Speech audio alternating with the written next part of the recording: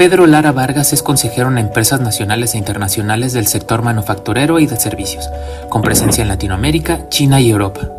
Es reconocido conferencista en estrategia de negocios, gobierno corporativo y ética empresarial. Es ingeniero mecánico electricista por la Universidad La Salle, con un MBA por el IPADE y certificación en administración de proyectos complejos por la Universidad de Cambridge. Su formación se complementa con especialidades en antropología y ética por la Universidad Panamericana.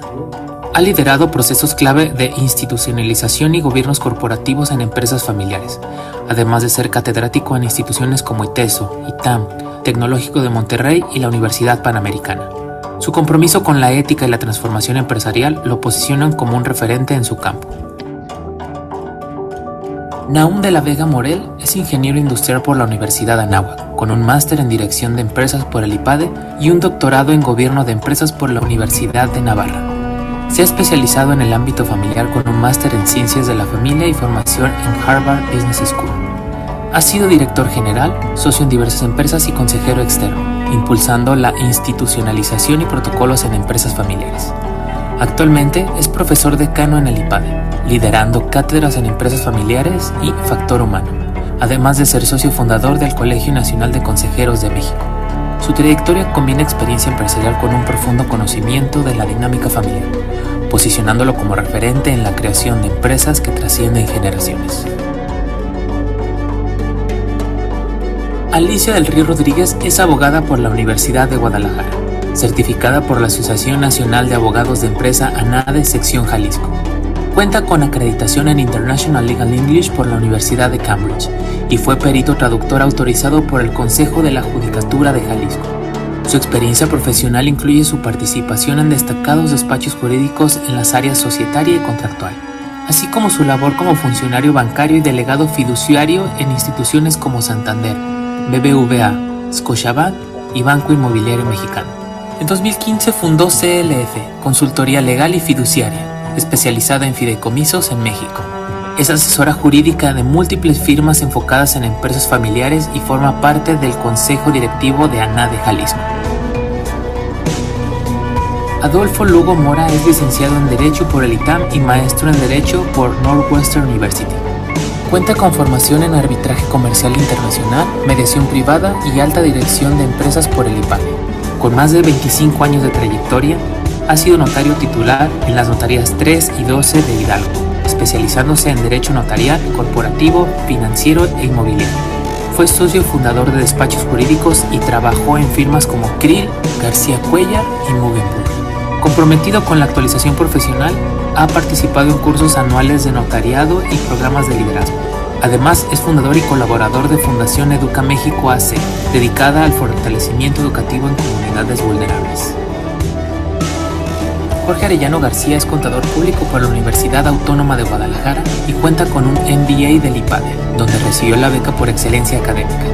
Con más de 35 años de experiencia, ha ocupado cargos de alto nivel en empresas como KPMG, Gedas, Grupo Volkswagen y Hewlett Packard. A los 27 años fue nombrado CFO de TV Azteca en Chile tras la adquisición de una red de TV en este país.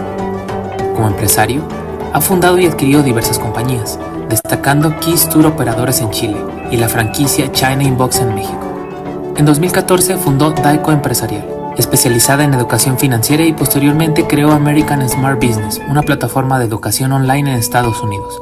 Actualmente es socio fundador de Quirón Arquitectos Financieros, firma experta en blindaje patrimonial, seguros e inversiones, con activos asegurados por más de 10,000 millones de pesos. ¿Cómo están? Muy buenas tardes. Es un placer para mí tener aquí reunidos a muchísimos empresarios de primer nivel. Este es un evento que lo hicimos con toda la dedicación para que les genere mucho valor. Les platico un poco la mecánica de la reunión. La idea es que tengamos una plática fluida a través de diversos temas, desde gobierno corporativo, protocolo familiar, fideicomiso, los aspectos legales, y cerremos con lo que le llamamos la estrategia integral de blindaje patrimonial. Todo el webinar lo vamos a manejar en un solo bloque y al final daremos 30 minutos para preguntas y respuestas. Les pido de favor que la gente que vaya teniendo preguntas en el transcurso del webinar los vayan escribiendo en el chat para que con base en ese orden vayamos contestando las preguntas. Todo el chat, todo el webinar se va a grabar y al final los que tengan que retirarse no se preocupen. Les pido que se queden porque obviamente va a ser más rico al final las preguntas y respuestas, pero tendrán la información. Así es que, pues vamos comenzando. Este es un tema importante, el tema de empresas familiares. Quiero empezar con un dato muy fuerte, por eso abrimos empresa acá en Estados Unidos. Se estima que en Estados Unidos existen cerca de 5 millones de empresas propiedad de latinos, producen cerca de 800.000 millones de dólares a la economía americana. Y si el 70%, al igual que en México, va a tender a morir en el pase de estafeta, estamos hablando que se van a perder cerca de 560.000 millones de dólares en el pase de estafeta. Así es que me gustaría comenzar la charla con algo importante que tiene que ver con el tema del gobierno corporativo. Aquí hay un experto que es nuestro querido amigo Pedro Lara. Y me gustaría, Pedro, que tomaras la palabra y nos platicaras un poco sobre, pues, qué es el gobierno corporativo, cómo se integra, qué ventajas hay, en fin. Así es que, Pedro, adelante, el micrófono es todo tuyo. Estás en mute. ¿Ya me escuchan? Buenas tardes. Perfecto. Muy buenas tardes a todos. Miren, si somos estrictos en el tema académico, pues diríamos que el gobierno corporativo es el marco de normas y prácticas que se refieren a las estructuras y procesos para la dirección de las compañías, por lo cual un consejo de administración asegura la rendición de cuentas, la equidad y la transparencia en la relación de una empresa con todas sus partes, con los socios, con los juntos directivos, con los clientes, con los empleados y demás. Esto le diríamos académicamente. Sin embargo, a mí me gusta más una definición absolutamente diferente. Partiendo del hecho de que todas las empresas están formadas por personas y todavía están formadas por personas, los fundadores y los socios, que además son unos campeones porque se han enfrentado a todo, se han enfrentado a Hacienda, se han enfrentado al gobierno, se han enfrentado a los clientes, se han enfrentado a los proveedores, se han enfrentado al medio ambiente, a todos, y han generado patrimonio, han generado empleo, han generado utilidades, han crecido con la empresa. Estos fundadores, que son campeones, llega un momento que toman una decisión basado en su inteligencia y voluntad, sobre todo en la voluntad, que implica hacer tres cosas. Uno, es un acto de humildad. Y en ese acto de humildad significa que él solo no puede. Fíjense, qué difícil es que un campeón acepte que solo no puede y que no puede continuar. Pero además, un tema de madurez, en donde se dé cuenta de que no es inmortal y que en algún momento va a fallecer. Y en ese esquema de madurez y de humildad, entender si es que él quiere, por eso hablo de la libertad y la voluntad, si él quiere dejar un legado a sus familiares y a la empresa. Al final, el socio es el garante de la empresa. Eso es lo que es. Pero un tercer acto muy importante es un acto de amor. O sea, formar un gobierno corporativo implica humildad, madurez y amor. ¿Y amor por qué? Porque es ceder la titularidad, dejar de ser en muchas ocasiones el rey sol y entender que no va a haber clones que sean iguales a él, sino va a haber personas que esperemos que hagan las cosas bien, diferentes, y hay que trabajar mucho en ello. Entonces, cuando entendemos que formar un gobierno corporativo no es solamente hacer el consejo de administración, porque el gobierno corporativo se forma de tres grandes bloques. Por un lado, tenemos la asamblea de accionistas. Por otro lado, tenemos el consejo de administración. Y por un tercer lado, tenemos el consejo de familia. Pero las empresas, en el transcurso del tiempo, y si me pueden poner la primera diapositiva, se los voy a agradecer. En el transcurso de tiempo, lo que sucede con ellos es que las empresas están formadas tenemos que considerar a la familia, el negocio y la propiedad. Y la familia está formada por órganos de la familia. El negocio, los empleados no familiares y la propiedad, los accionistas. Pero entre la familia y los negocios tenemos empleados, miembros de la familia. Ya entró la nuera o el yerno. Y entre los negocios y la propiedad, accionistas que además son empleados de la empresa. Y luego entre la familia y la propiedad tenemos accionistas, miembros de la familia, y todos colaborando simultáneamente en la empresa. Y entonces empezamos a tener una complicación. Cuando las empresas me invitan a hablar de gobierno corporativo, para formar su gobierno corporativo, porque es diferente participar en un consejo que formar un gobierno, ya llegaremos a ese tema. Yo les digo que formar un gobierno corporativo implica ser 3 veces cirujano o hacer 3 actividades de cirugía. La primera es una cirugía de cerebro, porque hay que entender claramente qué pasa con la empresa y qué pasa con sus operaciones, qué pasa con sus procesos, qué está sucediendo con ella, hacia dónde tenemos que ir.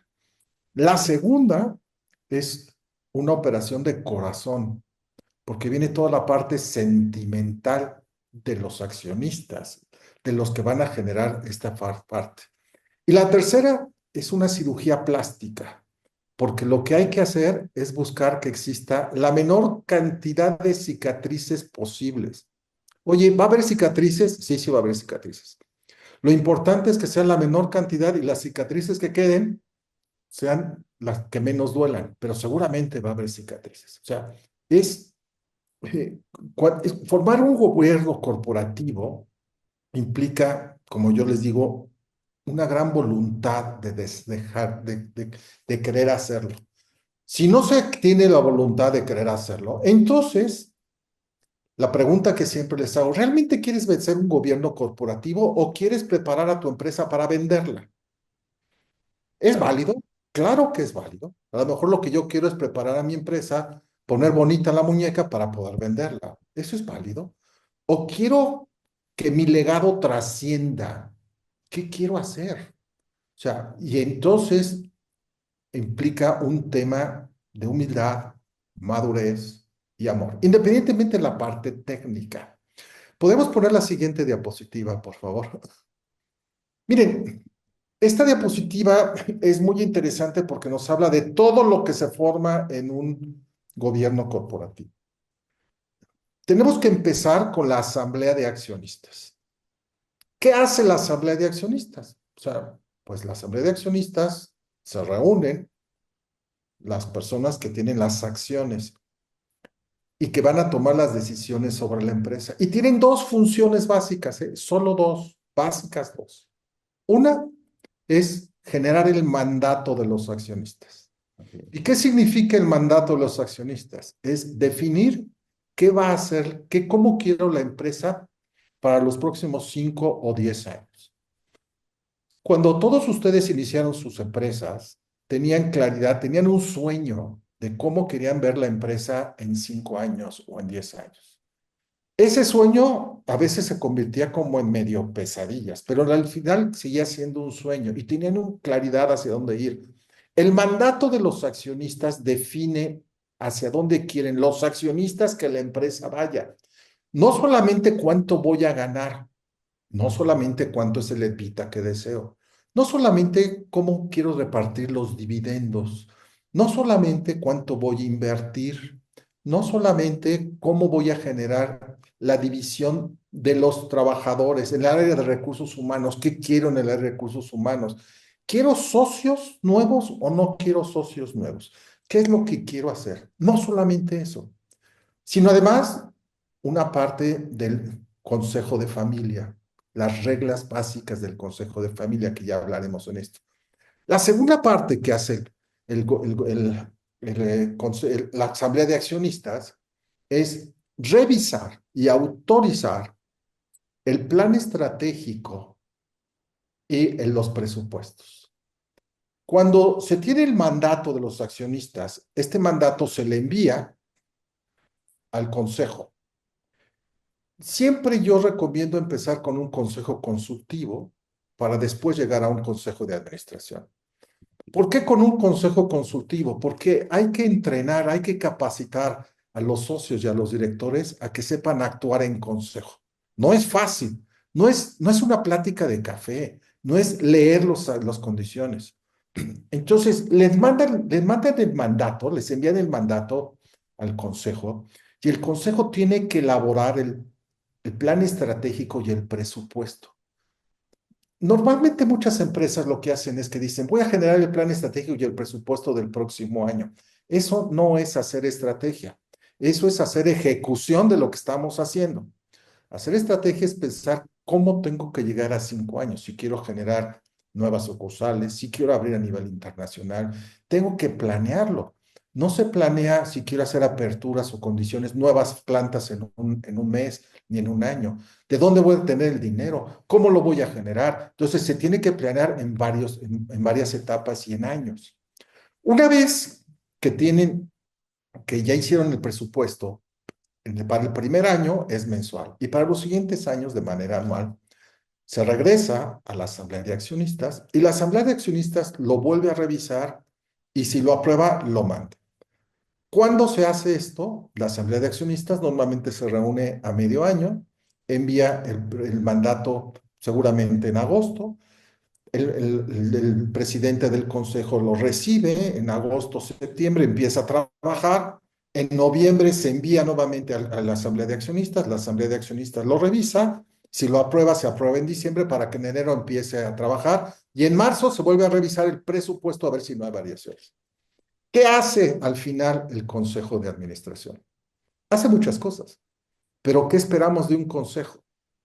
Que revise el mandato, que revise los resultados actuales en función del mandato. A veces pensamos que lo que tenemos que hacer es revisar los resultados y nos vamos a los temas históricos.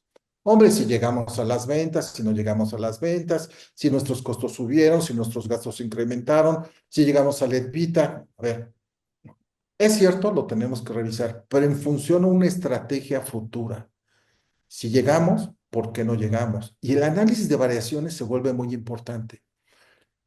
En una presentación de consejo, normalmente primero se inicia con una carta del director que va a presentar los highlights que implican cuáles son los puntos genéricos, geopolíticos o políticos que pueden influir en la dirección, los puntos importantes del área comercial, del área de operaciones, del área de capital humano, del área de administración y finanzas y la revisión de los estados financieros y sobre todo hacia dónde queremos llegar. Y entonces lo vamos revisando cada vez más. Quiero ahora regresarme un punto a la parte del consejo de familia. Todavía no terminamos. O sea, por un lado, empezamos con la asamblea de accionistas, nos vamos con el consejo de administración, que es muy importante, es de la empresa. Pero decíamos, la asamblea de accionistas tiene una función muy importante, que es definir la asamblea, el consejo de familia. Y el consejo de familia tiene muchas cosas que hacer. Pero miren, hay tres importantes que tienen que hacer. Uno, generar un protocolo familiar. Y el doctor de la Vega es experto en ello y les hablará del protocolo familiar. Dos, es preparar al sucesor. Fíjense, ¿quién va a suceder la empresa? Y ahí viene todo un conflicto. Si tengo 4 hijos, ¿a cuál de los 4 voy a tener? Y tres, buscar cómo protegemos el patrimonio familiar. Y hablamos de dos temas. Uno es el patrimonio familiar y otro es el patrimonio de la empresa.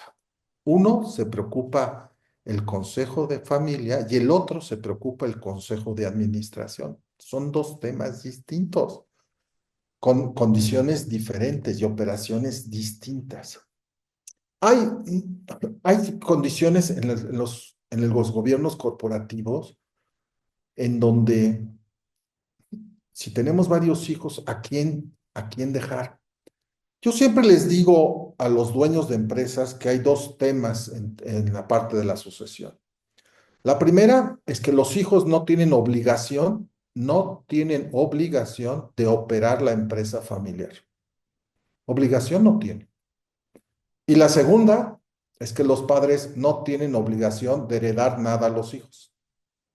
Suena muy feo, ¿verdad? Suena muy duro. O sea, unos no tienen obligación de trabajar en la empresa familiar y los padres tampoco tienen obligación de heredar nada. Los padres quizás hereden o quizás no, en base a un tema de amor. Por eso hablábamos de humildad, madurez y amor. Y los hijos seguramente querrán, algunos, no todos, participar en la empresa y podrán tener temas otra vez de humildad, madurez y amor, en base a una decisión de libertad y voluntad para formar un consejo. Hay una pregunta que siempre les hago a los dueños de empresa y es, ¿por qué quieres formar un gobierno corporativo? Si tienes éxito, si estás generando dinero, si estás haciendo las cosas, ¿por qué quieres formar un gobierno corporativo? La respuesta clásica es quiero trascender, quiero que haya un legado que trascienda. Y la siguiente pregunta que yo les hago es, ¿te das cuenta que formar un gobierno corporativo implica disciplina? ¿Estás dispuesto a que haya disciplina en tu organización? Y el primero que se tiene que disciplinar eres tú. ¿Estás dispuesto a que tus ejecutivos empiecen a tomar decisiones que no necesariamente te van a gustar en base a sistemas de medición, en base a un planeación estratégica y a un presupuesto con unas mediciones? ¿Estás de acuerdo que no son tus clones? ¿Estás de acuerdo que tienes que tratar a tus hijos, si es que van a participar en la organización, como ejecutivos y no como hijos? ¿Estás dispuesto a todo esto? O mejor, armemos bonita la muñeca y busquemos quién te va a comprar el negocio. Y ya después tú harás con tus ingresos lo que quieras. Por eso yo hablo de que formar un gobierno corporativo siempre es con personas y siempre es un tema basado en la libertad y en la voluntad. ¿Qué ventajas podría tener formar un gobierno corporativo? Bueno, pues hay muchas. Vamos a pensar que ustedes quisieran no saben cuánto vale su empresa. Hay muchos métodos de evaluación de empresa, muchos, muchos. Sí. Pero uno de ellos a nivel internacional, que es, vamos a platicar cuánto vale tu empresa. Y entonces voy a tomar el EBITDA anual. ¿Cuánto es el EBITDA anual? Y vamos a pensar que sea 100 millones de pesos, de dólares, lo que quieran, 100. Si no tengo consejo de administración, el valor inicial de la empresa es ese EBITDA anual por 4 o 5, pues 400 o 500. Si yo tengo consejo de administración, entonces ese EBITDA puede estar entre 8 y 10. Entonces ya son 800 o 1000. Pero si además estoy en la bolsa de valores, entonces ese EBITDA anual se multiplica por 13, por lo menos. Entonces ya son 1300. Y estamos hablando de la misma empresa. Oye, ¿por qué cambia el valor? Por el riesgo. En la medida, si yo lo hago todo y yo me muero, pues el riesgo para la empresa o el comprador es muy alto y entonces es menor. Pero si ya tengo un consejo, quiere decir que las decisiones ya son colegiadas. Y si estoy en bolsa, pues mucho mayor en ese sentido. Pero ¿por qué pensar hacerlo? ¿Por qué? Pues otra vez regresamos a quiero poner orden. Quiero tener orden y quiero tener claridad. Pero fíjense que cuando hacemos un gobierno, hay un tema que a mí en lo personal siempre me preocupa, es, vamos a formar al sucesor y qué vamos a hacer con el actual director.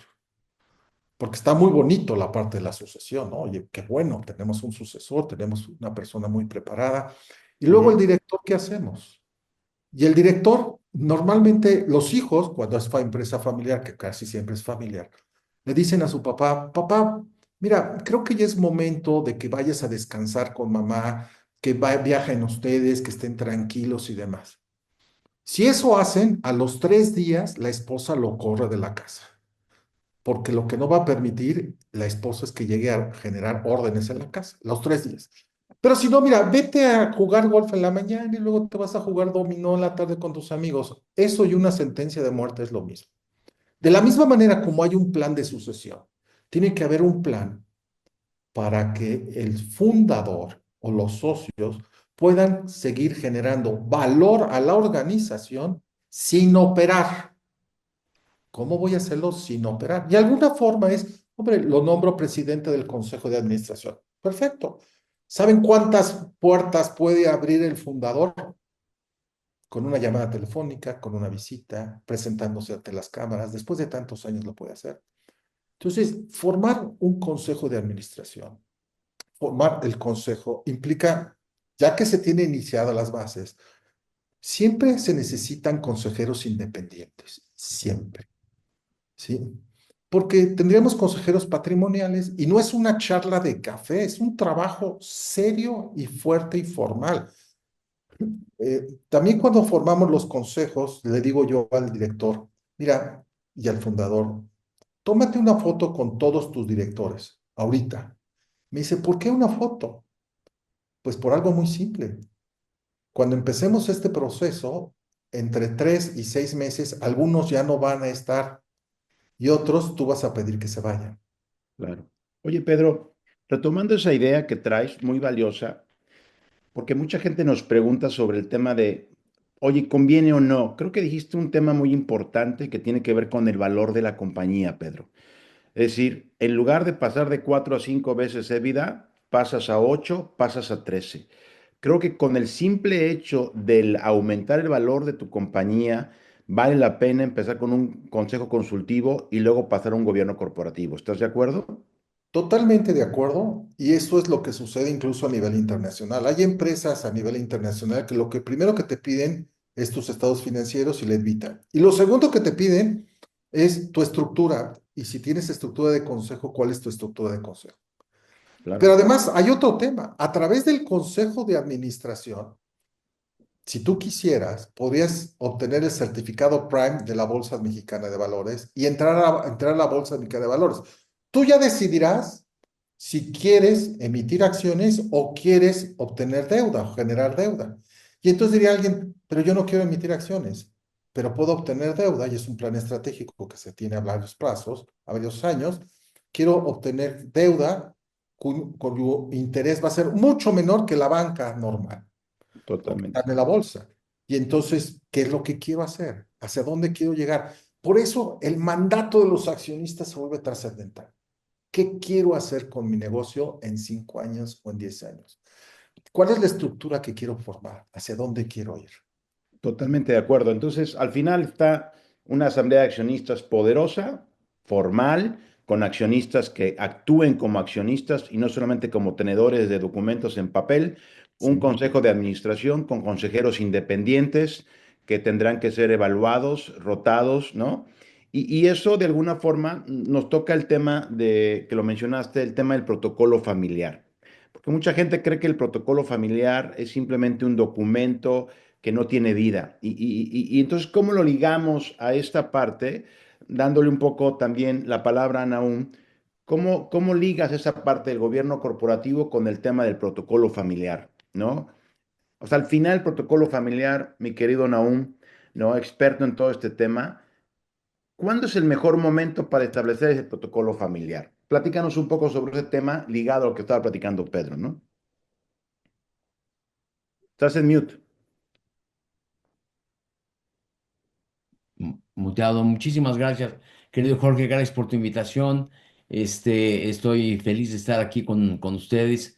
Yo siempre quise tener a mi lado en la universidad a un tipo como Pedro, porque estaría yo en el cuadro de honor todos los meses, pero nunca se pudo. Así es que estoy feliz aquí de platicar con ustedes. Voy a ver si puedo dejar algo sobre la cuestión del protocolo. Esta cuestión del protocolo, pues es una cuestión difícil, es una cuestión que, digamos, que podríamos hablar de herramientas, ¿no? De herramientas que tiene el empresario para poder, digamos, buscar esa trascendencia que decía Pedro.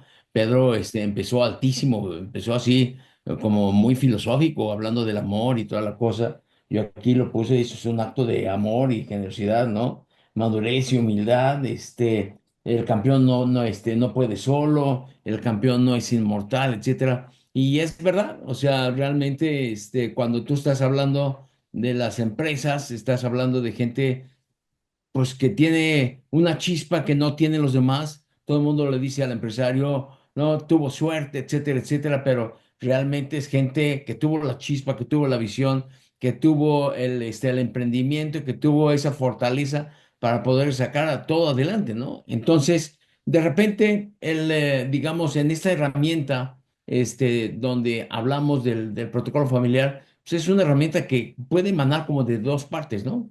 La primera es, ordinariamente, pues el fundador, que diga el fundador, oye, pues yo ya se me está acabando el toner, ya me veo así como traqueteado, etcétera, etcétera. Entonces, pues vamos a poner orden, porque además mis cachorros, hijos, son como la roña. Entonces, vamos a poner orden. Entonces, después la segunda pregunta es, ¿querrán ellos que ponga orden? ¿Me harán caso para que yo ponga orden? Esa es una buena pregunta, ¿no?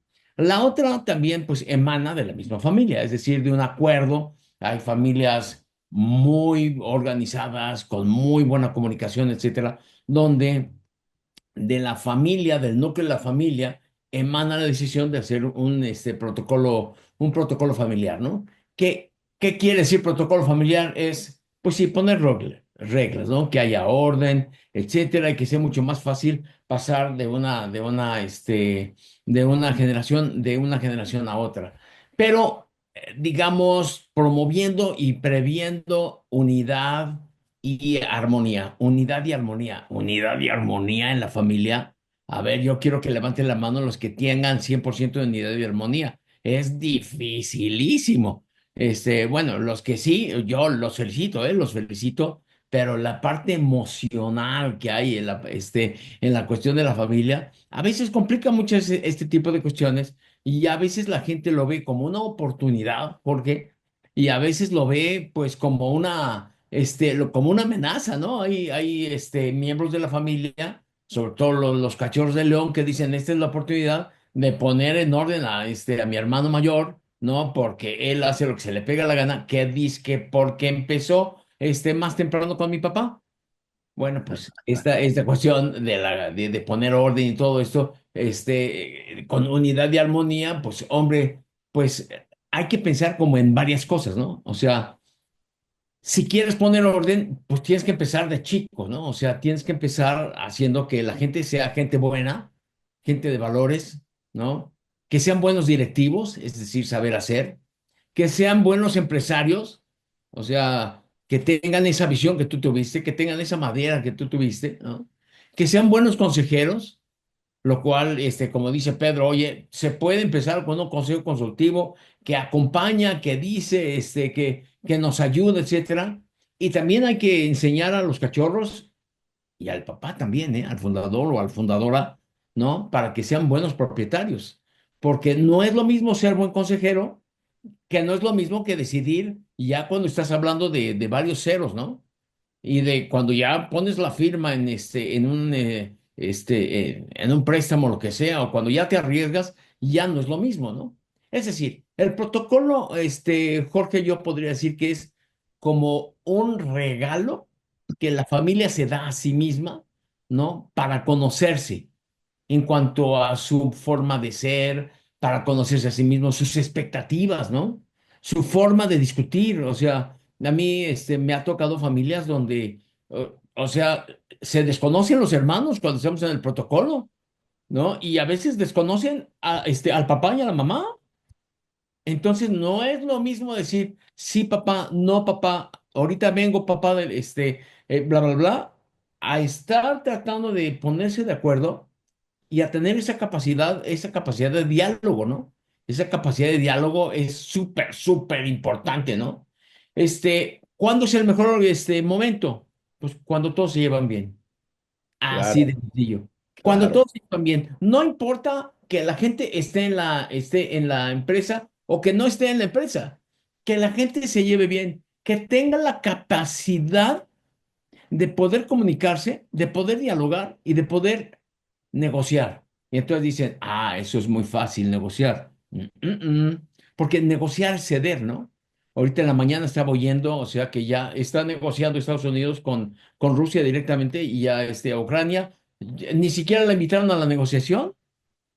Entonces, ¿quién es el que tiene que ceder? O sea, una negociación es muy importante. Cuando ya estás en el protocolo, tienes que empezar a pensar y tienes que empezar a reflexionar y a hacer introspección de quién soy yo, cómo me ven, qué expectativas tienen de mí, etcétera.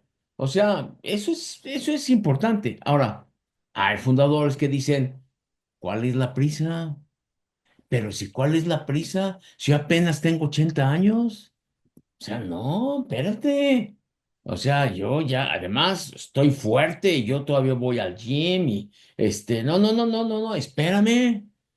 A ver, resulta que sus cachorros ya tienen cachorritos, que sus cachorros ya andan por los 40 y tantos años y que ya empiezan a tener a sus propios cachorritos, que ya empiezan a rasguñar, los cimientos de la compañía. Y hay empresas donde no toda la familia cabe, ¿eh? O sea, esa es una cosa que hay que ver, ¿no? Entonces, en este sentido, pues hay que ir viendo, digamos, cuál es el momento para poder meterse a esta cuestión. Pedro dijo una cosa muy importante. Hay que transmitir a través del, o sea, hay que ver el protocolo como una oportunidad, no solamente para poner reglas, sino una oportunidad para desarrollar habilidades a la gente que viene, Claro. para desarrollar que sea mejor tú, un 2.0 tú, pero claro, como dice Pedro, no es tu clon, o sea, no te va a obedecer, a final de cuentas no te va a obedecer, no es tu clon, pero hombre. ¿Qué tal si le presentas a fulano? ¿Qué tal si le presentas a Mengano? ¿Qué tal si le dices cómo hablar por teléfono? ¿Qué tal si le dices cómo tener un desayuno? ¿Qué tal si o sea, esa transmisión de habilidades, creencias, valores, cultura, de cómo lograste tú, etcétera, lleva magia. O sea, no, es que los empresarios tienen mucha suerte. A ver, el empresario tiene magia. Me parece que esta cuestión cuando ya ves, estás viendo la cuestión de la sucesión, como bien empezó a decir Pedro, o sea, estás viendo la cuestión de, pues, este es el más capaz, pero es un tal por cual, mi hijo, lo tengo que reconocer, ¿no? Este no es tan bueno, pero toda la gente lo quiere.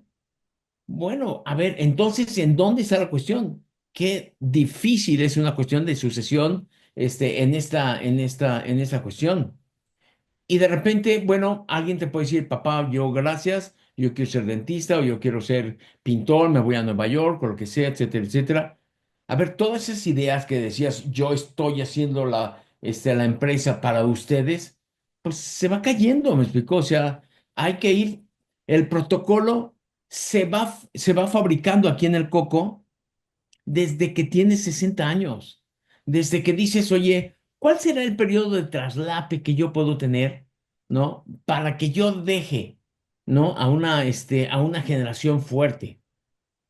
Ahora hay empresas que dicen que dentro del protocolo, dentro de las reglas, dicen solamente uno de la familia puede estar allá, los demás pueden tener su silla en el consejo, pero nada más uno va a participar. Bueno, pues eso también eso está bien, ¿no?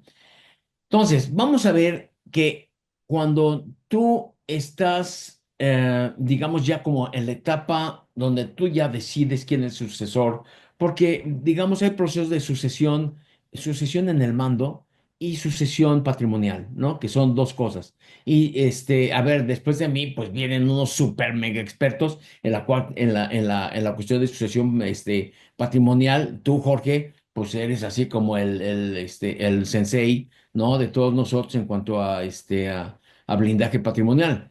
Pero esa cuestión de estar tomando decisiones, esa cuestión de que los hijos, o sea, que la segunda generación sea capaz de llevar todo esto tal como tú lo llevabas, con armonía, con respeto entre generaciones, entre familias, qué reglas vas a poner para que entran, no entra el yerno, la nuera, esto, lo otro, qué pasa si, el qué pasa si entra dentro del protocolo, ¿no?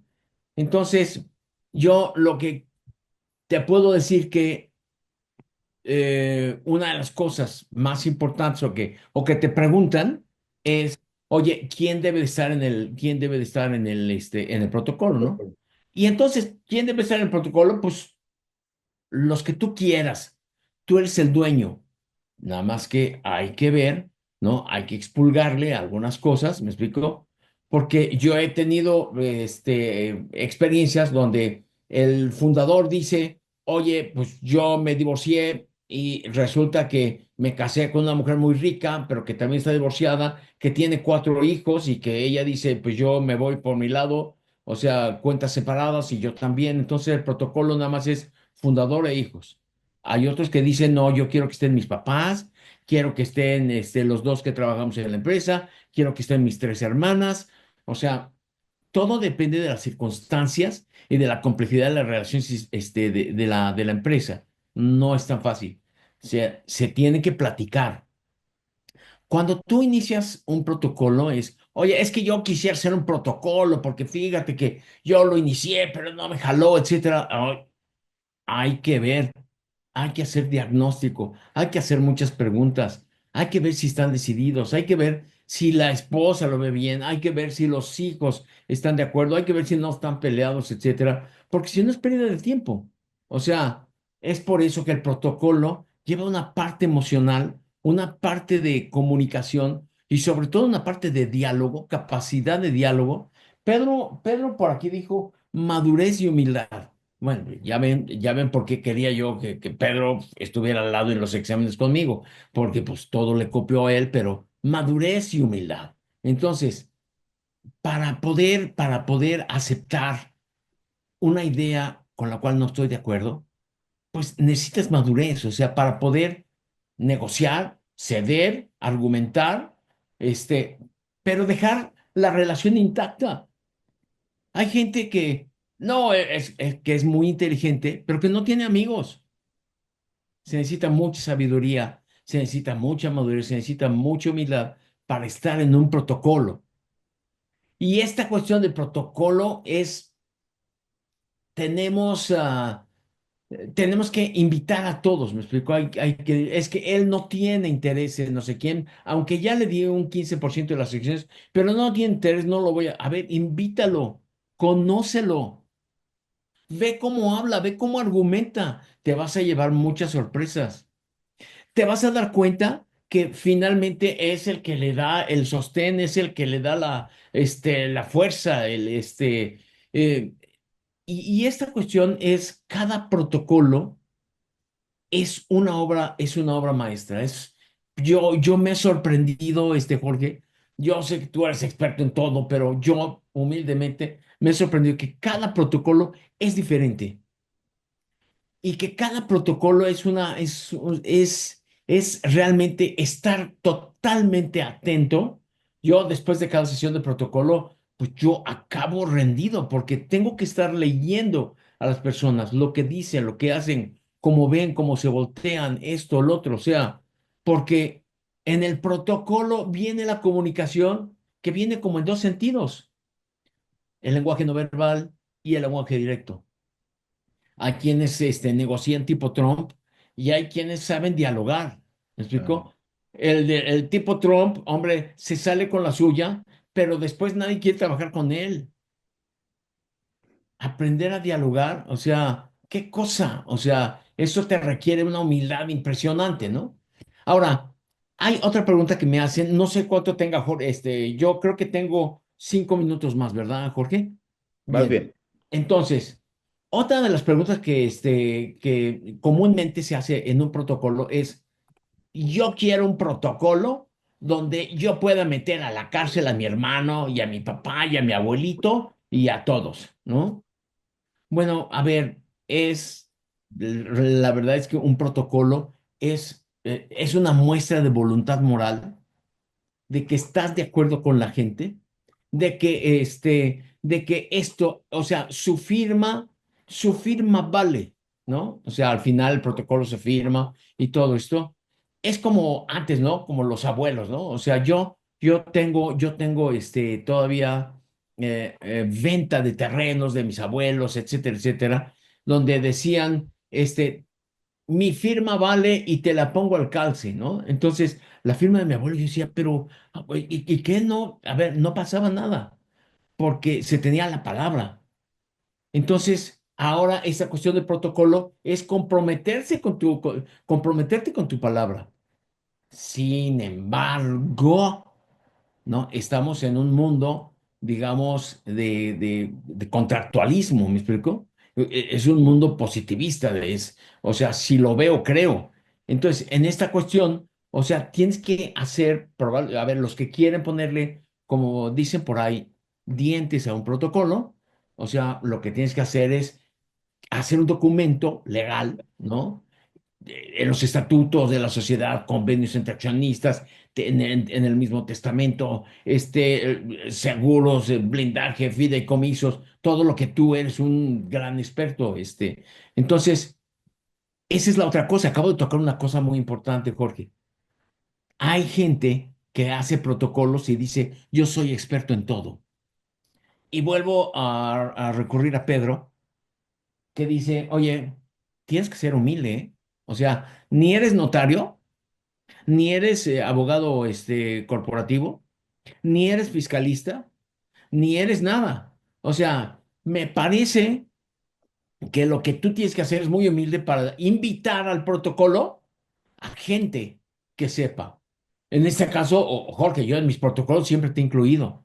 ¿Me explicó? O sea, con Pedro he estado en varios consejos, he aprendido de todo, pero no hay quien sustituya a un notario. Aquí está Adolfo Lugo, que, o sea, tiene tres lóbulos y que tiene, todo lo guarda en su memoria y que, la inteligencia artificial le hace los mandados porque los notarios tienen una memoria impresionante. Bueno, pues lo tienes que invitar. Tú tienes que abrir el protocolo. Tú tienes que ser el hostess, el que abraza a toda la familia para que vean que incluso la cuestión fiscal, testamentaria, etcétera, etcétera, es indispensable en todo esto, ¿no? Es decir, el protocolo tiene que ser una cuestión preventiva y en el protocolo se tiene que llevar a la familia de menos a más, de menos a más. O sea, tú no puedes meterle una cuestión de fideicomisos y de esto, y de vamos a hacer la matriz, la matriz de bienes, etcétera. O sea, de menos a más. Para que la gente, en primerísimo lugar, aprenda a dialogar, aprenda a comunicarse. Es raro a veces oír al papá, porque el papá nada más dice, sí, no, a ver, después, a ver, cállate, es como digo yo. Cuando estás en el protocolo, el papá tiene que dialogar. ¿Cómo que tengo que dialogar? Pues si yo soy aquí yo soy aquí todo, ¿no? Entonces, en ese sentido, se necesita una enorme apertura, ¿no? Para estar en un protocolo. Se necesita estar decidido, ¿no? A poder ser generoso. Ser generoso quiere decir, o sea, no oigas, comprende, no escuches, dialoga. Eso a veces no lo podemos hacer. No, es que yo con mi esposa me llevo muy bien. Sí, pero ¿cuántas veces te pones a dialogar con ella o la comprendes, etcétera, etcétera? No sé, hagan una encuesta entre sus cónyuges y van a ver lo que opinan de ustedes. O sea, esto, la verdad es que se necesita, y vuelvo a decir, vuelvo a lo que dice Pedro, mucha madurez y mucha humildad. Es decir, es un proceso, el protocolo, la gente quiere corregir cosas, no, es prevenir cosas. Un protocolo previene cosas. A ver, sé que nada más me queda un minuto, entonces yo quisiera terminar con esto. Y el protocolo además tiene que ser flexible, es orgánico, va creciendo. Hay que enseñarle a la gente a que comunique para que cuando haya que corregir el protocolo, ellos mismos lo puedan hacer y no dependa de alguien más, ¿no? Es decir, hay que hacer que la gente, después del protocolo, sienta la confianza, sienta el voto de confianza de mi papá. Y eso es para los fundadores, ¿eh? Hay veces que el hijo lo que quiere es que lo reconozcan como una persona que puede, pero el papá lo es todo. Y a veces lo único que se necesita es, como dice Pedro, amor para dar un abrazo y decir, hijo, tenías toda la razón, hijo, te doy mi voto de confianza, y estar con él en el traslape, estar con él. O sea, hay que ser el consigliere. Y si vieron la película del Padrino, o sea, Michael, o sea, te da de baja al consigliere del Padrino y dice, ¿qué mejor consigliere que tu papá? Bueno, hay muchas maneras de hacer un protocolo, pero la mejor es con madurez, con humildad y con amor, como dice Pedro. Así es. Y fíjate que dijiste algo muy interesante. Ahorita vamos a pasar con Adolfo porque va ligado al tema de Adolfo. Si uno se mete a la página del Consejo Coordinador Empresarial y baja el código de principios y mejores prácticas de gobierno corporativo, en el último punto habla sobre el tema de los acuerdos vinculantes. Y le dijiste un tema coloquial, ¿no? Ponerle dientes. Son cosas que nosotros en este equipo hemos hecho desde hace toda la vida. O sea, el protocolo familiar tiene que tener un proceso vinculante, como te los puse ahorita en el chat, ¿no? Formalizarse desde el punto de vista legal, contractual, porque la familia es muy linda, pero cuando alguien de la familia fallece, cuando empieza a haber conflicto, es cuando mejor recurrimos al tema que habíamos acordado legalmente, ¿no? Entonces, eh, seguimos con el tema del protocolo familiar, está el gobierno corporativo, y a mí me gustaría un poco ir con Alicia, porque es donde viene la parte, digamos, la parte fina de cómo proteger pues todo el patrimonio que ha hecho la familia. Entonces, ¿cómo vas ligando toda esta parte, Alicia, tú que eres experta en el tema de los fideicomisos, no solamente en México, sino también aquí en el tema de Estados Unidos? ¿Por qué el fideicomiso es útil para todo el tema del blindaje? Preguntas como si fideicomiso, testamento, o ninguno, o uno, el otro. Platícanos un poco sobre cómo este tema del fideicomiso nos ayuda. Claro, buenas tardes a todos. Todo un gusto compartir este foro con estos panelistas y con todos ustedes, nuestra audiencia. Gracias por su tiempo. Efectivamente, me uno al criterio de Pedro y de Nahum respecto de estos dos documentos o de estos dos grandes temas, como es el gobierno corporativo y el protocolo familiar. Los fideicomisos suenan tal cual como pan en mantequilla, perdón, como cuchillo en mantequilla cuando se tienen estas dos herramientas de gobierno corporativo y protocolo familiar. Si bien es cierto que la legislación en México no regula del todo el gobierno corporativo y el protocolo familiar, aún cosa que en España, por ejemplo, sí lo hace en su totalidad de una manera muy eficiente en las empresas familiares, aquí en México no lo es aún. Vamos para allá y la manera en la que profesionales como Naomi y Pedro están empujando este tipo de herramientas para la empresa familiar, pues nos dan muy, muy buen apoyo, pero en el inter de que se regula legalmente a través de figuras como es en materia societaria y el fideicomiso como un vehículo jurídico que transporta todos esos acuerdos a nivel obligatorio y le pone justo dientes a esa situación que comentaban aún de esos acuerdos tan valiosos de la empresa familiar, pues esa es la razón por la cual los fideicomisos en materia de blindaje patrimonial tienen muchísimo éxito. Y bueno, me permito nada más compartir rápido lo que es un fideicomiso, que es muy importante que sepamos primero cómo es y cómo se come. Yo siempre lo defino como una canasta, tal cual. Está regulado por la Ley General de Títulos y Operaciones de Crédito en el 381, pero para hacerlo más coloquial y más ameno, como lo ha hecho Pedro y Nahum hasta el día de hoy, hasta esta hora, perdón, esto es el fideicomiso. Ya entendimos si esto lo entendemos como una canasta en el cual se puede colocar esa canasta es titular de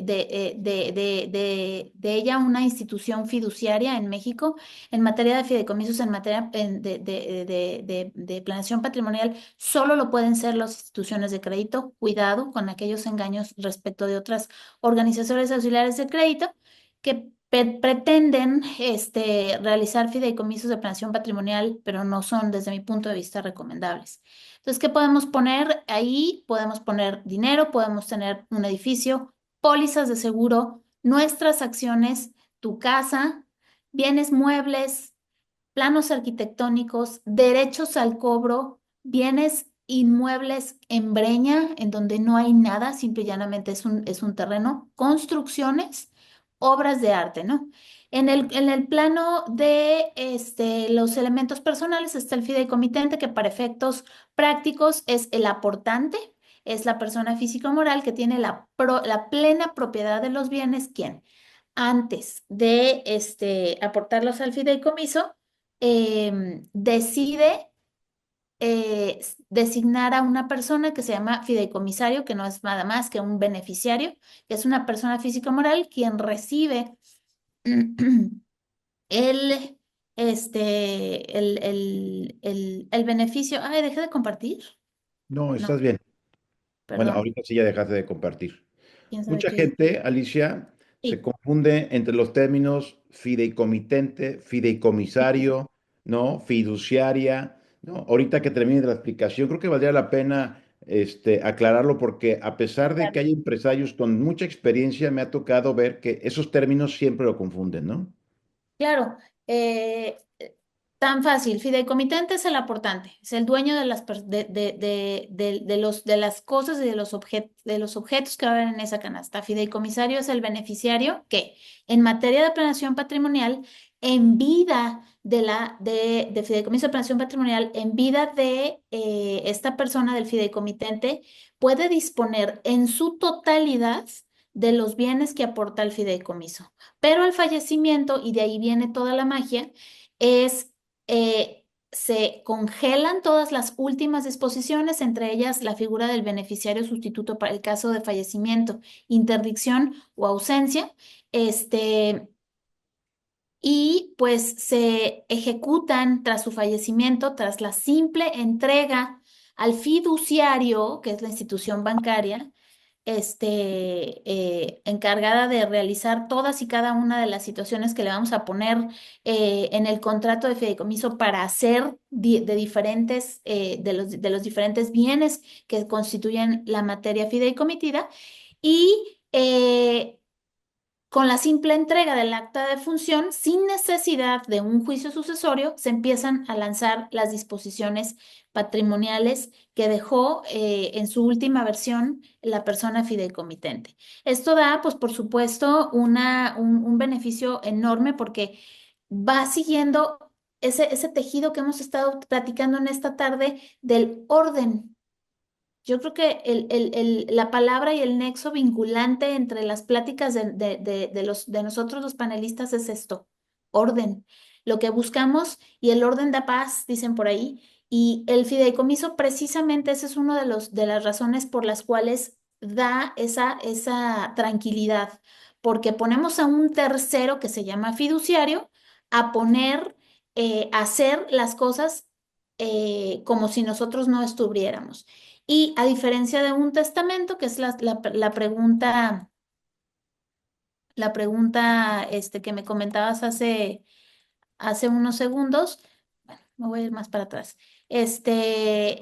No está peleado, al revés, nosotros promovemos la figura del testamento junto con el fideicomiso, sobre todo en aquellas figuras y en aquellas situaciones en las que hay menores de edad, porque hacemos disposiciones de tutelas y de curadurías que es importante considerar en ese sentido. Y para personas que ya no tienen beneficiarios menores, pues también está todo el tema que ya nos explicará el notario,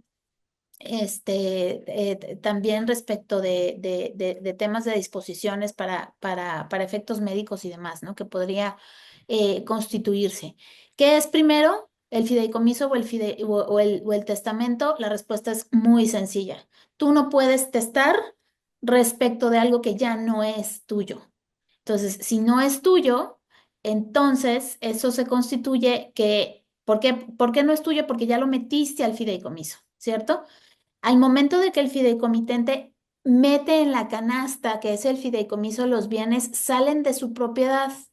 Y eso constituye uno de los beneficios más importantes del fideicomiso, porque una vez que se ha aportado esos bienes a esa canasta, dejan de ser de su patrimonio y sale de su esfera jurídica para poder para tener un fin patrimonial y sucesorio, en todo caso, y sale totalmente libre de algún posible gravamen o de alguna posible contingencia con tu empresa, etcétera.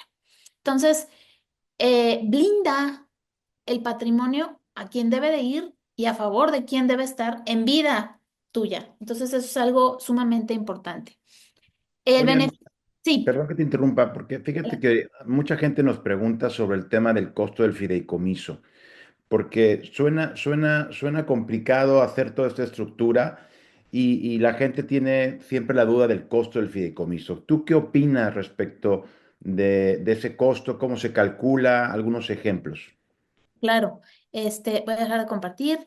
Em, el fiduciario, ya dejé de compartir, ¿verdad? Sí. El fiduciario cobra por dos situaciones. Uno por una aceptación, que es como una especie de apertura de cuenta, y otra por una anualidad, que es el manejo. Y de ahí también radica la manera de cómo optimizar un fideicomiso en México, sobre todo. ¿Por qué? Porque si hacemos un fideicomiso donde donde vaciamos absolutamente todo el protocolo familiar y todo el gobierno corporativo y no apoyamos en otras figuras como lo son reglas estatutarias en los lineamientos de la sociedad y todo lo dejamos un fideicomiso, vamos a hacer, además de que, de que sea un contrato muy pesado, el fiduciario nos va a cobrar montones de dinero. El costo radica siempre en qué le pongamos a hacer el fiduciario. De ahí que es un verdadero traje a la medida, es optimizar. ¿Para qué necesitamos el fideicomiso? Que no siempre, y eso es una cosa que yo les digo que a mi propio burro le doy de palos, pero no siempre es necesario llegar al fideicomiso porque en México existen otros modelos de sucesión como es la cláusula testamentaria en bienes, cláusulas de beneficiarios el testamento mismo, el usufructo, donaciones, etcétera, y otras figuras de sucesión. Pero el fideicomiso constituye la manera de realizar disposiciones a lo largo del tiempo que las otras figuras y que otras figuras y vehículos en México no te lo permiten. Entonces, volviendo a la respuesta es, hay que optimizar qué queremos, nuevamente, como comentaba Pedro y como comentaba Nahum, qué queremos de cada una de las figuras para poder optimizarlo y hacer que el fiduciario o el fideicomiso sea una figura esbelta jurídicamente, que el fiduciario solamente tenga fracciones claras y sucintas para saber qué hacer en vida y a nuestro fallecimiento, interdicción y ausencia, adelgazar esa figura para que no quede tan pesada y entonces nos cobre menos. El costo por aceptación en México de un fiduciario en una banca normal, en una institución de banca múltiple, está entre 60,000 pesos y 100 de aceptación y una anualidad entre 100 y 350, así de abierta, 350,000 pesos anuales. Entonces, eso nos permite dar una idea de cuánto es lo que cuesta. Para mí es un mito decir que es caro, que es barato, porque depende de lo que lo solucione. Si soluciona muchas cosas, pues entonces es relativo el tema del costo. Sin embargo, insisto, la magia y el verdadero objetivo es optimizar a la figura del fideicomiso, ¿no? Muchísimas gracias. Hoy Oye, el tiempo. y bueno, ahorita vamos a entrar a la parte legal, ¿no? Dándole fuerza a todo lo que ha estado explicando. Hoy hay muchos cambios, tanto en México como en Estados Unidos. Mucha gente pregunta sobre el trust americano y cómo convive esto con la legislación mexicana. ¿Nos puedes platicar un poco sobre este tema? Que aunque yo sé que es un tema muy amplio, muy técnico y de hecho tendremos una plática aquí en The Woodlands presencial en unos meses cuando vengas, pero nos gustaría que nos platicaras un poco sobre el trust americano y cómo convive con la legislación mexicana, ¿no?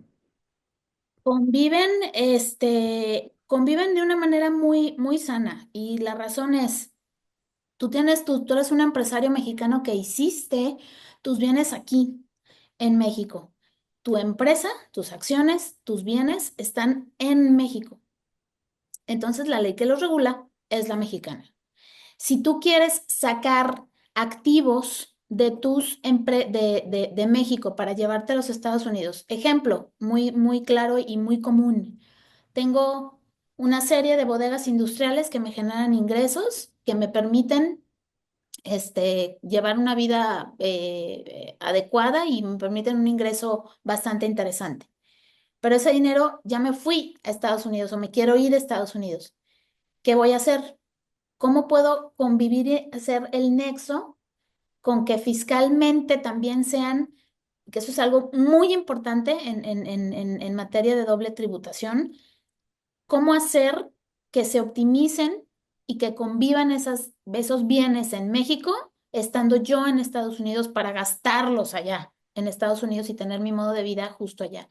Y lo que estamos realizando justamente hoy es constituir a través de fideicomisos en México, de tus bienes en México, pero también hacer un poco lo mismo respecto de activos trasladables en dinero, en trust americanos o en vehículos que le llamamos SPV, Special Proposed Vehicle. Entonces, de esa manera, con trust o con sociedades extranjeras, norteamericanas e incluso canadienses, estamos haciendo un link y un nexo bastante interesante con despachos que tienen allá la estrategia fiscal adecuada. Y otra vez, volvemos al traje a la medida de qué es lo que necesitamos hacer para que puedas hacer esa disposición y esa transición que ahorita está tan en boga entre el empresariado mexicano, ¿no?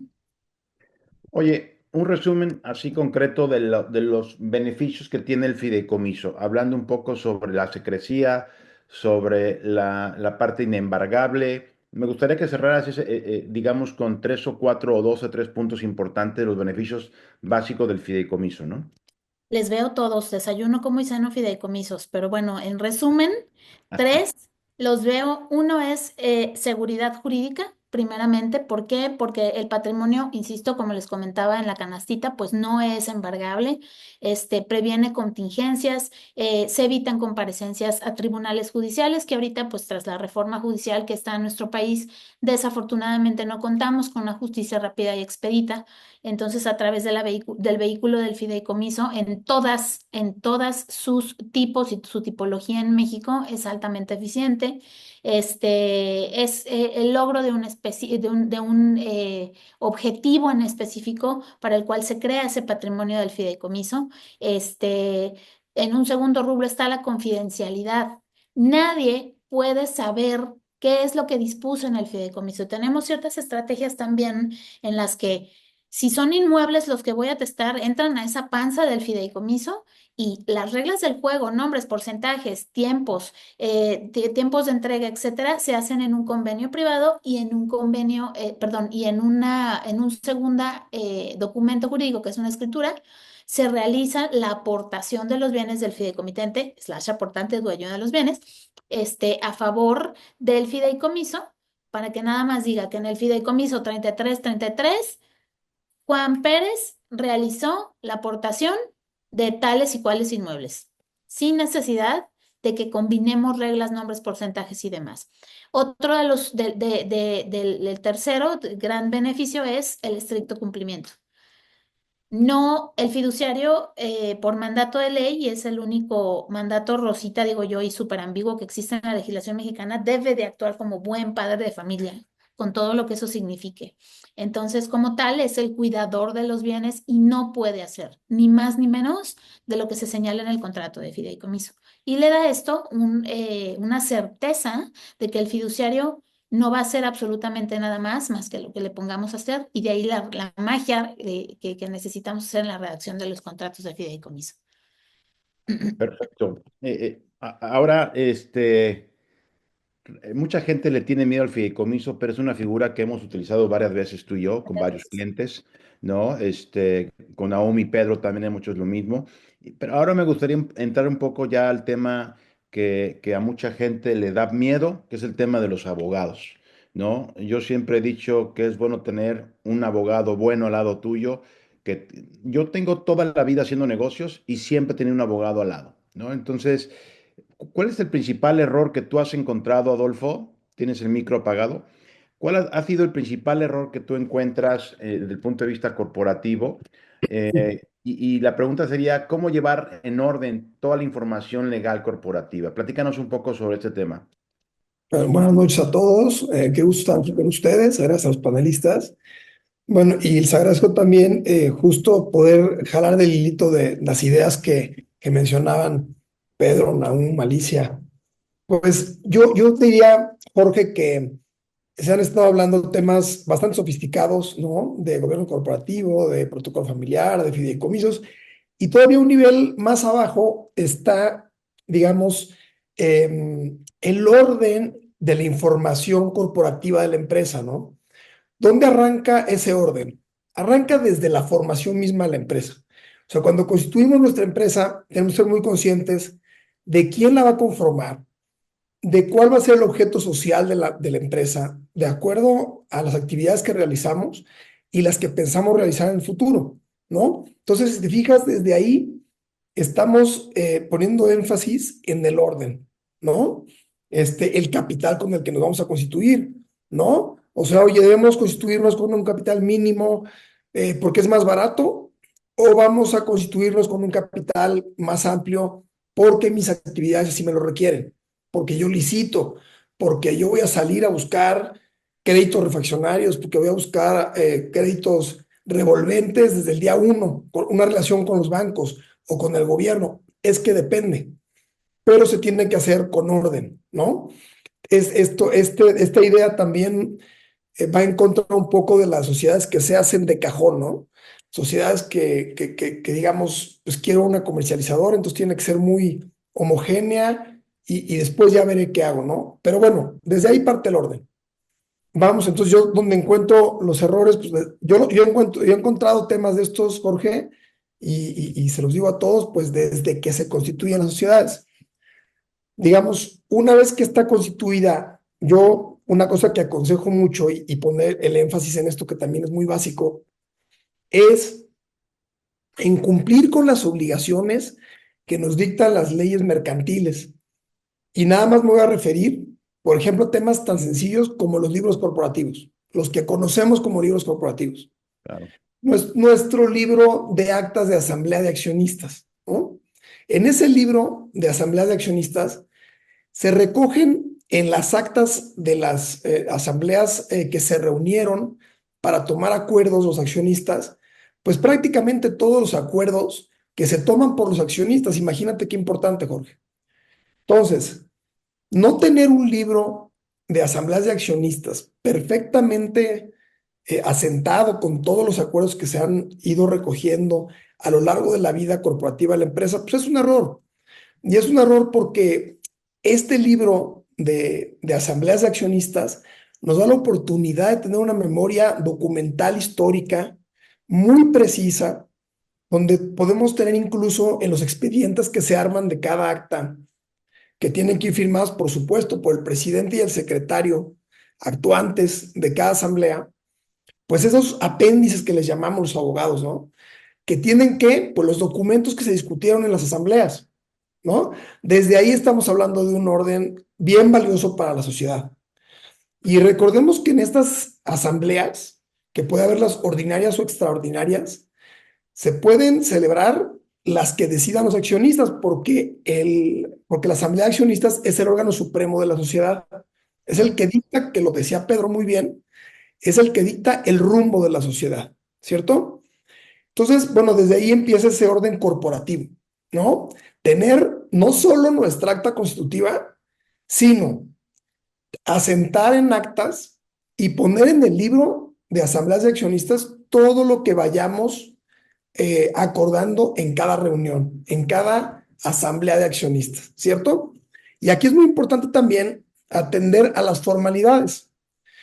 Para las asambleas ordinarias hay unas, para las asambleas extraordinarias hay otras, de quórum de asistencia, de quórum de votación y de qué hacer con cada acta. Por ejemplo, en el libro de asamblea de accionistas, basta con que se asiente en el libro los acuerdos de asambleas ordinarias, pero si son extraordinarias, se tienen que protocolizar y se tienen que inscribir en el registro público.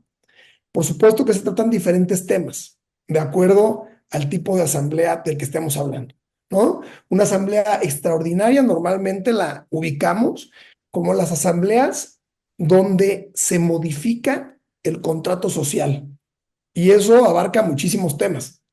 Pero, por ejemplo, los aumentos y reducciones de capital son uno, la disolución anticipada de una sociedad es otro, las fusiones, son decisiones que cambian el rumbo de la sociedad. En cambio, si hablamos de asambleas ordinarias, estamos hablando de decisiones más, como su nombre lo dice, más ordinarias. Otorgar poderes para que un representante legal, un apoderado, pueda actuar en juicio, para que pueda llevar a cabo ciertos actos administrativos frente a autoridades, para que pueda girar cheques. O sea, depende la complejidad de las decisiones, es que revestirá ciertas formalidades, ¿cierto? Pero bueno, esto es a grandes rasgos el orden que debe cumplir este instrumento tan interesante que son los libros corporativos, en este en concreto de asambleas de accionistas, ¿cierto? Luego tenemos, por ejemplo, un libro que pues a veces no le hacemos tanto caso, no vemos que se hagan los asientos con tanta regularidad, que es el libro de registro de accionistas. Pero la ley señala muy claramente que reconoce como accionistas a quienes aparezcan en ese libro. Entonces imagínate la importancia Claro. de tener a los accionistas que conforman la sociedad asentados en ese libro de registro de accionistas. ¿Y cómo empieza el libro? ¿Cómo se abre el libro de registro de accionistas y el libro de asambleas de accionistas? Con la constitución de la sociedad. Ese es el primer asiento. Ese nos dice, bueno, pues, ¿cuál fue el acuerdo para constituirnos? ¿Quiénes forman parte de la sociedad? Luego hay otro libro muy interesante que es el de variaciones de capital. Bueno, pues este nos dice cómo está el capital, si se ha disminuido, si ha aumentado, etcétera, si se aumentó el fijo, el variable, ¿no? Y todos tienen una utilidad. Regresándome al de asambleas de accionistas, pues todas las decisiones se han tomado. Y como la memoria a veces es débil, pues ahí está el libro, ¿no? Para recordarnos qué se ha acordado. El libro de registro de accionistas, insisto, tiene la importancia de que nos está diciendo, nos está dando una radiografía de quiénes son los accionistas, o sea, los dueños de la empresa en cada momento. ¿Y por qué es importante? Pues porque cambian a cada rato los accionistas, ¿no? O sea, recordemos que, bueno, pues con un protocolo y con ciertos derechos del tanto y demás, pues se pueden vender las acciones de una sociedad y es una de sus virtudes, la liquidez, ¿no? Pero teniendo este libro, sabemos en cada momento quiénes son los tenedores de acciones de la sociedad. De la mano de este tema, creo que también es muy importante que emitamos los títulos de acciones, que también se los puede pasar por alto, ¿eh?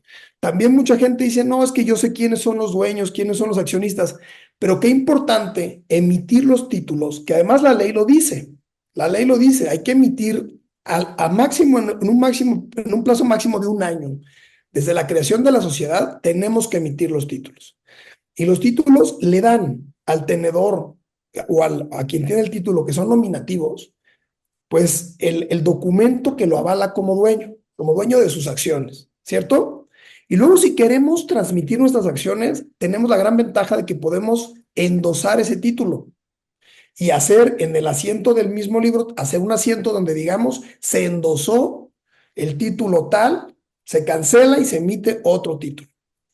Pero fíjate cómo, contándonos esta historia, vamos viendo cómo se van engarzando la importancia de un libro, del otro, y de documentos que acompañan, toda esta lógica de por qué los registros son tan importantes, como son los títulos accionarios. Bueno, pues el libro de variaciones de capital, pues también, porque en ese libro, que para eso se crea, consta cómo se ha ido disminuyendo y cómo ha ido aumentando el capital, ¿no? Por último, tenemos el libro de sesiones de Consejo de Administración, que recoge, qué importante, los acuerdos del Consejo de Administración, del que habló Pedro, habló Nahum, ¿no? Qué importantes todos esos acuerdos, porque ese es el lugar en donde tienen que constar. Ese libro, pues, va firmado por el presidente del Consejo, por el secretario del Consejo, ¿no? Por quienes actúan como presidente y secretario del Consejo. Entonces, tiene toda la formalidad, le da toda la formalidad a esos acuerdos. ¿Me entiendes? O sea, no son acuerdos que se hagan en documentos sueltos, ¿no? O en documentos que se hagan de manera informal. Entonces, ahora, recogiendo un poquito esta idea, si tenemos todos estos libros que les vamos dando seguimiento puntual en cada una de las actuaciones, en cada una de las reuniones y en cada una de las actividades que le tocan recoger a cada libro, pues ya tenemos un orden, Jorge. Ya empezamos teniendo ese orden y mi recomendación siempre, síguelo. Y lo que hay que protocolizar, protocolízalo.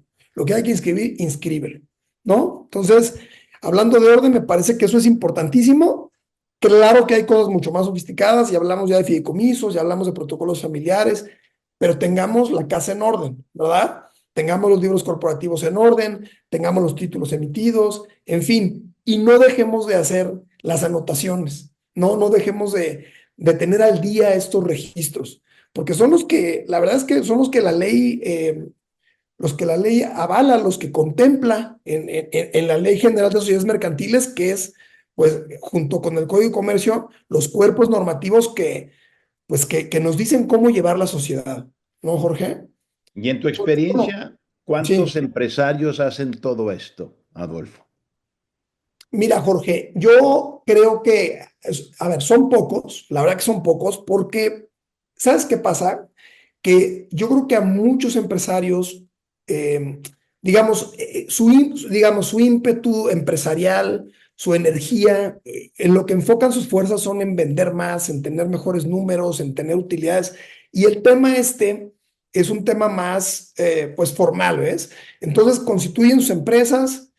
Y después el tema, por ejemplo, fíjate cómo la contabilidad, o sea, se ven los aumentos de capital en la contabilidad, en los asientos contables, pero luego no los pasamos a los libros corporativos. Eso lo veo muy seguido, ¿ves? Entonces, muchas veces clientes míos me dicen, oye, fíjate que hicieron aumentos todo el año pasado o hace 2 años, pero no se han expresado o en los libros o en un acta que esté protocolizada ante el notario, ¿no? Entonces, sí veo también claro que sí hay que decirlo, o sea, sí veo esa intención de irse poniendo al día y de ir regularizando, pero muchas veces, Jorge, es esa manera de reacción, ¿eh? Esa manera, estoy reaccionando porque me lo pide el banco, porque me lo pide Hacienda, porque me lo pide un proveedor o un cliente, sobre todo un cliente, ¿no? Cuando la unidad de compliance del cliente, grandote, me exige que yo tenga mis cosas en orden o que tenga estos registros, ¿no? Entonces, son pocos los que he visto que desde que nazca la sociedad lleven este orden consecutivo y lo continúen. Es mi recomendación, que también lo decíamos por ahí, no me acuerdo quién lo mencionaba, creo que Nahum, que decíamos, no podemos saber todo, hay que recargarnos, hay que pedir el consejo y que haya una unidad de negocio o un abogado externo o el mismo departamento jurídico que vaya llevando todo esto que platicamos en orden. Ya. ¿Verdad? ¿No? A ver, me gustaría haciendo un resumen de esta reunión para entrar a la sesión de preguntas y respuestas, porque yo estoy seguro que de los más de 100 personas que están aquí, muchos tendrán la duda de, oye, es mucha información, ¿dónde comenzamos? Entonces, me gustaría mostrarles algo que creo que va a resumir muy bien toda la información que hemos estado viendo. ¿Están viendo la pantalla, Gaby? Sí, correcto todo. A ver, nosotros llevamos trabajando con estos panelistas muchos años. Hemos trabajado haciendo fideicomisos, hemos trabajado haciendo gobierno corporativo, protocolos familiares, todo el tema legal. Nosotros de alguna forma llevamos ya trabajando cerca de 17 años en lo que le hemos denominado una estrategia integral de blindaje patrimonial, que es la mejor forma de garantizar que todo el patrimonio que ustedes como dueños de empresa han hecho llegue a las manos de que ustedes decidan. Y les quiero dar algunos datos muy fuertes, se los comenté al principio. Cerca del 70% de la empresa familiar fallece al pasar de primera a segunda generación. Según el Miami Herald, en Estados Unidos hay cerca de 5 millones de empresas propiedad de latinos que generan cerca de 800 mil millones de dólares y se van a perder lamentablemente casi 600 mil millones. En México pasa lo mismo. Datos muy duros en el tema de las pymes. El 90% son pymes en México, generan la mitad del PIB, tres cuartas partes del empleo. Como le dije, solamente el 30% van a pasar a la segunda generación. Y datos duros de estudios que ha hecho mi alma mater, el IPADE, que vienen en varios libros que han editado. Cerca del 87% del fracaso de la empresa familiar se debe a intereses distintos y falta de armonía. O sea, no es un tema monetario, es un tema que no se ponen de acuerdo. Y por eso empieza a haber problemas porque la gente va teniendo intereses distintos conforme va creciendo la familia. 75% empieza un proceso de sucesión patrimonial cuando ya tienen el conflicto, cuando ya se murió el fundador, cuando o la fundadora, cuando ya hay una enfermedad catastrófica, cuando ya hay una pelea. ¿Por qué esperarse? ¿Por qué poner en orden la casa si de todos modos alguien se va a quedar con tu patrimonio? Creo que es inteligente hacer con anticipación un trabajo para dejar en orden. Hay una encuesta entre egresados del IPADE. Cerca del 60% de egresados del IPADE no tiene testamento. Y si me salgo del entorno del IPADE, se va cerca del 85-90% de gente que no tiene testamento. Casi todas las empresas, 70%, tienen un miembro conflictivo. Casi el 70% no tiene reuniones con familia empresaria. Y lamentablemente, cerca del 85% no tiene juntas de consejo, ¿no? Muy pocas tienen consejos consultivos. Esta es la situación de las empresas familiares, sobre todo las pymes en México.